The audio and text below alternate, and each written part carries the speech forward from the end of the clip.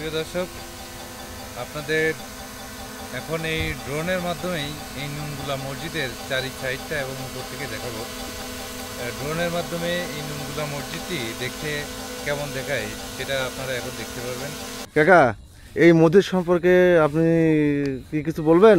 যেহেতু প্রাচীনতম মসজিদ এটা। মসজিদে এখানে একটা ঢিবে ছিল, এই পুরো একটা গাছালি একটা ঢিবে ছিল। এই ঢিবে মানে সরকারি লোক এসে এটা খাপ করে বের করেছে মসজিদ করে নিয়ে। এবার মনে হয় এই পর্যন্ত গাঁথা ছিল, এই পর্যন্ত ছিল, আর সব ভাঙা ছিল। পরে আবার এই সরকারে মানে ঠিক করেছে। ও আচ্ছা আচ্ছা।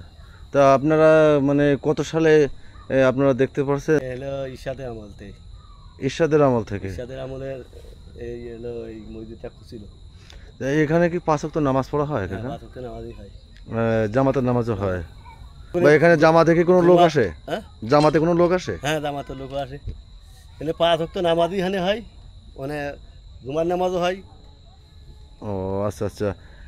তাতে করে আপনাদের যে যতটুকু ধারণা আছে, যত আপনারা এখানকার স্থানীয় লোক, এটা কত সালে বা কোন আমলে এই মসজিদটা এইভাবে তৈরি হয়েছিল বলে আপনারা জানেন?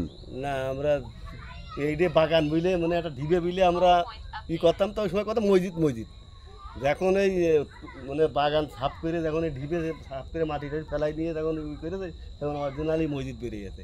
তাই না? হ্যাঁ, আমরা মসজিদ করে এবারে গরু ছাগল খাওয়াইছি, এবারে বড় বড় গাছালি ছিল। আসলে মসজিদটা তো অনেক দূরে বা মাঠের ভিতরে, সেই ক্ষেত্রে আপনাদের আসতে কোনো সুবিধা কিংবা অসুবিধা হয় কিনা? সুবিধা মানে এইখান থেকে মানে খুব কাদা পানি, আসতে খুব কষ্ট হয়। ওই পাকা রাস্তাতে লোকজন সব মনে করেন ওই পাশের লোক সব ওই পাড়ার লোক এমনি আসে, কাদার সময় খুব অরাজক হয়। কষ্ট হয় আপনাদের? কষ্ট হয়। প্রচুর কষ্ট হয়। বুঝতে পারছি কাকা, আপনাদেরকে অসংখ্য ধন্যবাদ এই মসজিদ সম্পর্কে বলার জন্য। ভালো থাকবেন। আসসালামু আলাইকুম কাকা। ওয়ালাইকুম আসসালাম।